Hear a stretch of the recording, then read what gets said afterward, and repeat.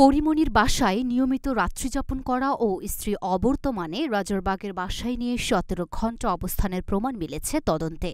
সেই তদন্তের পরিপ্রেক্ষিতে চাকরি হারালেন তৎকালীন ঢাকা মেট্রোপলিটন গুলশান গোয়েন্দা পুলিশের এডিসি ও বর্তমানে ঝিনাইদহ জেলার ইন সার্ভিস ট্রেনিং সেন্টারের অতিরিক্ত পুলিশ সুপার গোলাম শাকলায়েন।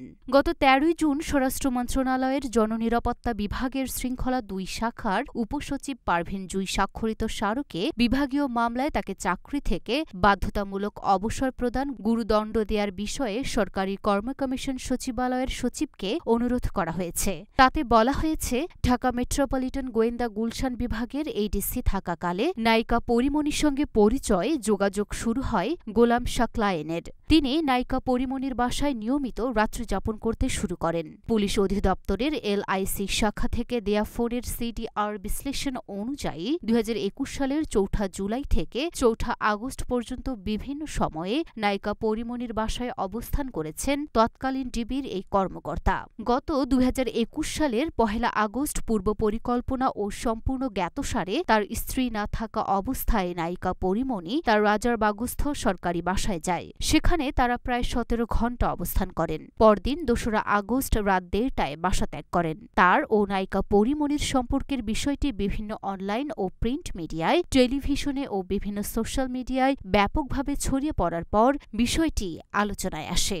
গোলাম শাকলায়েন পুলিশের একজন দায়িত্বশীল কর্মকর্তা হয়ে সরকারি দায়িত্বের বাইরে নায়িকা পরিমণির সঙ্গে অতিমাত্রায় ঘনিষ্ঠ সম্পর্ক স্থাপন করেছিলেন। তিনি বিবাহিত ও এক সন্তানের জনক হওয়া সত্ত্বেও পরিমণির সঙ্গে তার বিবাহ বহির্ভূত অনৈতিক সম্পর্ক স্থাপন, পরিমণির সঙ্গে জন্মদিন উদযাপন ও নিজের সরকারি বাসভবনে নিজ স্ত্রীর অবর্তমানে সময় কাটানোর মতো ঘটনা বিভিন্ন প্রচার মাধ্যমে প্রচারিত হওয়ায় সরকারের ভাবমূর্তি ক্ষুণ্ণ হয়েছে। আমাকে ফোন দিয়েছে সকালে যে বাসায় আসো, পরে বাসায় গেছি, চলো, পরে দেখলাম যে ওনারা, আমি গেছি নিচে, ওনারা চাবি নিয়ে দাঁড়া আছে।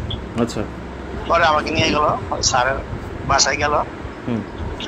পরে আমাকে বললো, তুমি চলে যাও বাসায়, তুমি বাসায় যে পার্কিং করে তুমি বাসায় চলে যাও। তা আমি গাড়ি পার্কিং করে আমি বাসায় চলে আসছি। পরে আবার রাতে 10টার দিকে ফোন দিয়েছে যে নাজির ভাই আমাকে নিয়ে যাও। আমি যাবো আর কি, নিয়ে আসছি। আমার সামনে বাসা 2 দিন ভাইয়া, আমি তো বাসায় চলে আসতাম, মনে করেন তারা কি করে আপনার রাইখে আমি চলে আসতাম। আচ্ছা আচ্ছা, ঠিক আছে। উল্লেখিত অভিযোগে তার বিরুদ্ধে বিভাগীয় মামলা হয়।